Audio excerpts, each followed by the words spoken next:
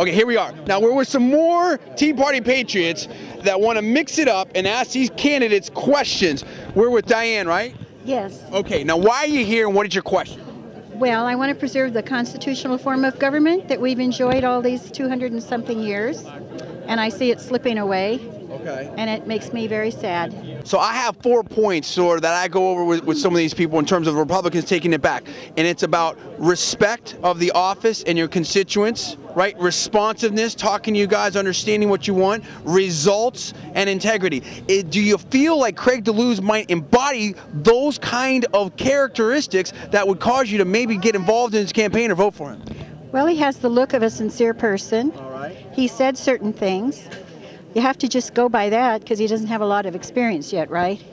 Well, I serve on a local school board. I actually work as a deputy chief of staff to a member, to a guy who's, blue collar guy, and, seeing what he has to go through and seeing, we have a district that's over 1,100 square miles. And, he's not a wealthy man. So I see the challenges that he faces, I try to imagine, okay, well, what if he did have to use his own car? There are a lot of times he might be stranded. And I'll tell you, as an individual who drives, 2 cars both over with 100,000 miles on them, I'll tell you. That's real talk. Yeah, that's real talk right there. That's most Californians probably. But the thing is, I hear what you're saying, and the one thing that you will always get is you may not get the answer that you want to hear, but you'll always get the answer that you need to hear. And I'll always be honest with you. We may not always agree, but I don't think we all want agreement from our legislators. What we want people to be honest with us and tell us like it is, and to know that they're representing our values. Straight talk from Craig DeLuz. Ma'am, you have a question. Now, ma'am, I see that you're channeling Sarah Palin here. Right? Yes, exactly. Hi, Mom. Yes. Now, why did you do that, and how does Sarah Palin speak to you? Sarah Palin speaks to me because she's conservative all the way through to her underwear. Okay. And I want more honest conservatives running for office. You can tell me you're a Republican, and quite frankly, so was Mr. McCain. The biggest difference between McCain and Obama was the skin color. Wow. So you think McCain? I can't go there with you because I think that there was a world of difference between McCain and Obama, and I think there's a world of difference between Obama and almost most Democrats. What this guy has done in this office, this administration, is unbelievable. That's right. And it's going to get worse if we don't all act.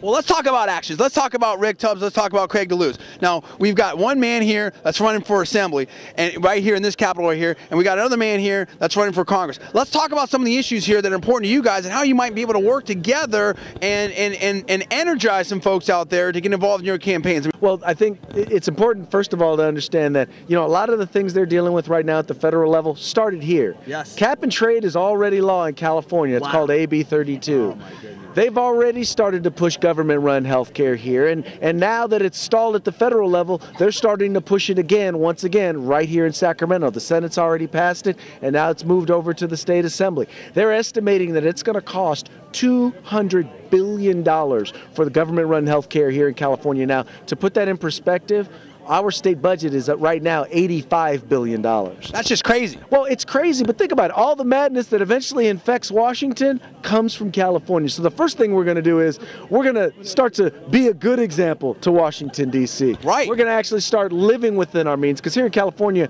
we can't print our own money like they can in D.C., which although I'm sure that if some folks in this government had their chance, they would. They try to print their own money.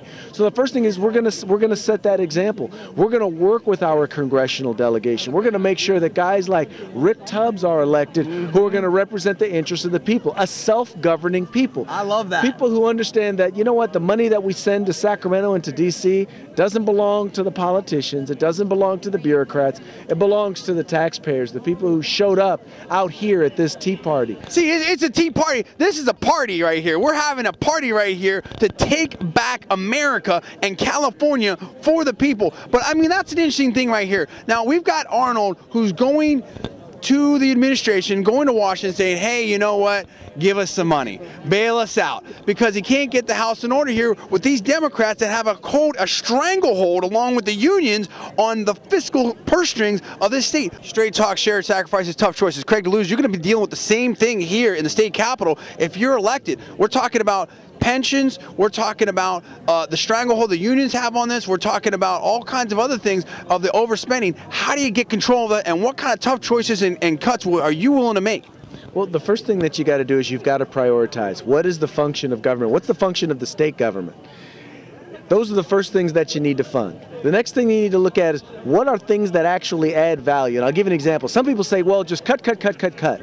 Well, wait, there's one area that I would look at where I would increase spending, and that would be fraud investigation in welfare. I mean, think about it. If we can reduce the number of people who are fraudulently receiving welfare, that saves the state money. That's money back in our pockets. If you're a business owner, you don't just cut all your expenses across the board. The things that bring in money, the things that help you to save money, marketing, exponential value, marketing, research, development, those are the things that you continue to invest in, because that's what's going to help you get out of that mess. Smart budgeting, return on investment, that's what you're talking about. Well, exactly. And the other thing that we've got to do is we've got to take a look at the revenue side. I'm just going to be, you know, up until the last couple of years, up until the fiscal crisis, we did not have a revenue problem. We had a spending problem. Well, guess what? Now in California, we have a revenue problem. And the only businesses are leaving, property taxes are down, it's all going south. Well, met with a group of parents from the PTA a couple of weeks ago, and I asked them this question. I said, how many of you own a business?